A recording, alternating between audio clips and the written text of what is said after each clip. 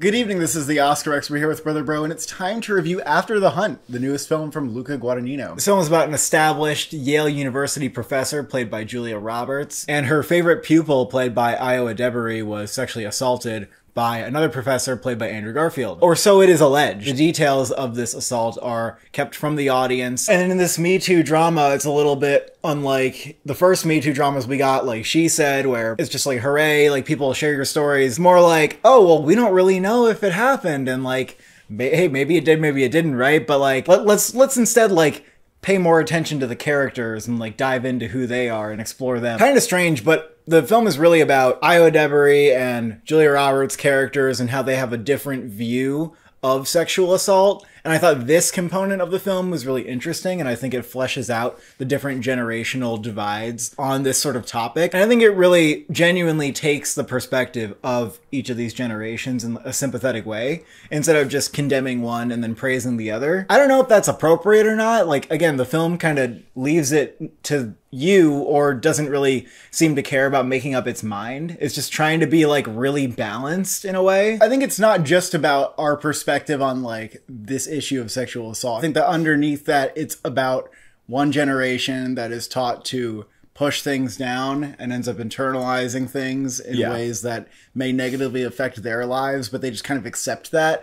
And then the younger generation is like, when something bad happens to me, it is a thing that everybody is going to know about, and they externalize the feeling onto everybody else. And it does seem that people are confused about the perspective this movie is taking, versus like, oh, are you just like throwing stuff out there and letting me decide, or like, what do you think about this movie? Like, what does the movie think? I feel the movie very much tore apart the perspective of the Julia Roberts character in that generation, and I think that that was actually a really strong critique. If it wasn't for the last scene, I don't even know if I would feel this way, but I was confused about the criticisms that it levied at the younger generation. I think it tried to cut through and find the common human flaw between these two generations, which I can appreciate the ambition of that, because at the end of the day, different generations are still like the same machinery. But I was just a little bit confused about how it handled this critique, and then it kind of left me wondering, well, I don't know how I feel about being confused when the stakes of this story are like this sexual assault.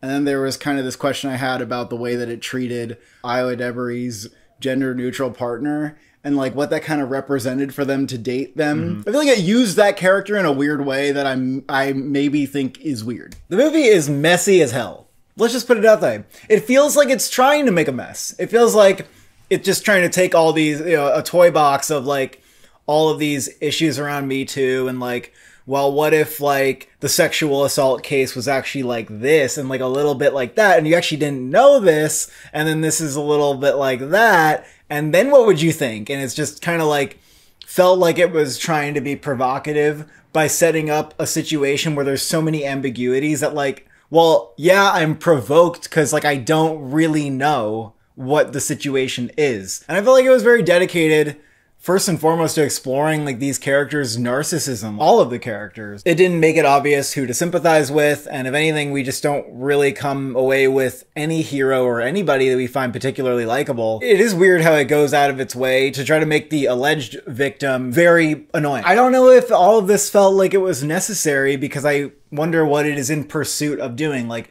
if it's in pursuit of provoking questions within me, you know, maybe it did do that. Where like, you're really making me do a lot of work to like tease out what my notion of justice in this context would be by refraining from giving me context. I think we differ on something where the details around that event being ambiguous, I think doesn't mean that the movie is saying that that did not happen. I ultimately think the way the film takes the different generational perspectives is insightful. And when I think about it, I agree with you that there is more of a perspective than I was feeling in the film. The film felt a little acerbic and like a little frustrating and distant, but I can see how there's probably sympathy in one direction and, you know, a direction I sympathize with as myself. But I still cannot really understand why it goes to great lengths to like characterize the victim as seemingly wanting attention and like being motivated by status, like as though it's something that gives you status. Like, it's just, well, there's a lot of like weird messiness. It felt false to me that like the movie was suggesting things about this character that I didn't think I saw myself. I guess I just prefer it to be a little more sharp and clear if you're going to go into this shaky territory, and I felt like it was kind of clumsy and like fumbling. I think it characterizes Gen Z's acceptance of like tackling gender norms and supporting causes as performative. I don't know, like I don't disagree, but I also don't hate that their generation is like that. Well, but the thing, neither does the movie, because the movie also, I think, views that generation as having a lot of progress over Julia Roberts, because the layers that are peeled off of that character make her seem really fucked. And so once you really strip that character down, you're like, damn, I'm glad that we actually live in a world that has different ideas about these things and about how to handle your emotions. Like, I'm certainly glad about that. But yeah, I don't know where it was going with like the critique about the performative activism of Gen Z. I just don't know what the balanced critique does for the movie. Like, why make her like this spoiled brat who doesn't actually know anything? And Michael Stolberg comes in and is like, see, I told you she's like an idiot. It's weird to levy that critique at this character who's just trying to get like justice in this way. Like, I think that the criticisms it levies at Gen Z are fair. I just don't think they coexist smoothly in this film with the other critiques it's making. I think essentially, even if I feel like I overall like the film's perspective, you're kind of letting the audience get away with not seeing it that way, actually, when you're not being totally clear. Yeah. I could see people walking away from this film thinking that it was about different things. While in general, that's not bad. Like, if you have a perspective on an important issue, I feel like it's a little irresponsible to not make it clear if your 2-hour movie is actually centrally about that. I think there's definitely something to a movie that wants to leave things for you to decide and to dissect and like make up your own conclusion, but for a purpose, right? Like not to confuse you. I loved the performances here across the board, really. And I saw characteristics from these performances and the direction of them that I appreciate across Luca Guadagnino's filmography. Mainly his attention to the physicality of these characters and their blocking and their placement in the frame. I remember feeling very strongly about Queer and Daniel Craig's physical like clumsiness in that film. In this one, you have Julia Roberts' character, just very much a sturdy character like a stone.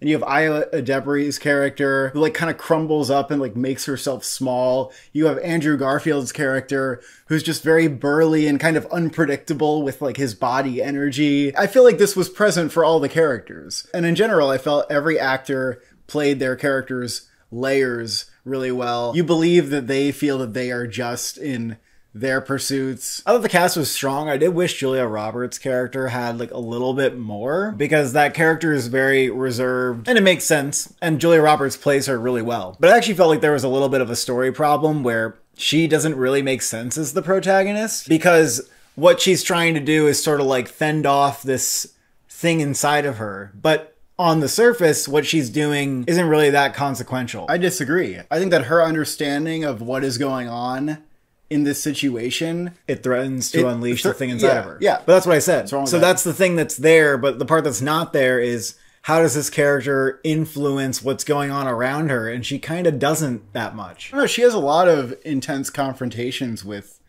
all the characters here. She doesn't really influence an outcome. I don't know if I care about that. I just care that like the characters clash in interesting ways. That's true, but throughout the film, I was kind of like struggling to find my footing in the story, and I feel like in retrospect that was probably part of the reason. I agree though that her relationships with the different characters were rich and that there's a lot of story there. Io Debree here was good, but there was like something a little bit off about the performance, maybe. Andrew Garfield, I thought, was the standout for me. I thought he was excellent. So too. I loved Michael Stolberg too. I mean, yeah, Michael Stolberg was really good. There's a great scene where Julia Roberts and Io Debree are talking in the kitchen. He keeps coming in and out, and again, like, he has this physical presence to him. He cocking and like making this presentation out of his presence in and out of the room. It's very much the kind of role that he would chew up. On that note, I did think that the direction had some nice touches, like that moment with the blocking of the actors and some shots really standing out and punctuating certain scenes. I actually am underwhelmed by his direction in this film. I thought it was his weakest. I get that sometimes because he doesn't adhere to a specific visual style that's consistent in his films, he doesn't really care if the film is a little bit ugly, but I'd certainly say this is one of his less beautiful looking films, and there were certain scenes that I felt were a little clunky in their execution, in like the camera work, and they just didn't really feel like natural. There's something like a stilted quality to some of the scenes. And also like the choice for the music, which is partly his decision. Like the music from Trent Reznor and Atticus Ross was pretty weak for what they're generally doing. This was easily like their weakest score, and I hate to say it. It just didn't fit all the time, and they had this one theme repeating throughout that didn't really have a distinct feeling attached to it, that they just kind of put over anything, whether or not it fit. And there were a couple moments where the music has like a loud abrupt hit and it's just like, what the fuck? Like it actually made people go, what the fuck? To be honest, I'm struggling still with my thoughts on the film, and I'll just have to see it again. I kind of feel like I did after Eddington, and I liked Eddington more on a second viewing. This film I'm more positive on. Like I really felt negatively towards Eddington on the first viewing, but this one I'm sort of in the middle. Like I don't really know which way to go. I'm leaning positive, but I would just have to see it again to know what I really think. I actually was pretty riveted scene to scene with the drama, and I mostly came down after thinking about the movie. I would give it a 7 out of 10. I still would recommend the movie. I'll give it a 6. Oscars, I mean, this is kind of out of contention in a lot of ways. Like with that Rotten on Rotten Tomatoes, I'm really not seeing it. I mean,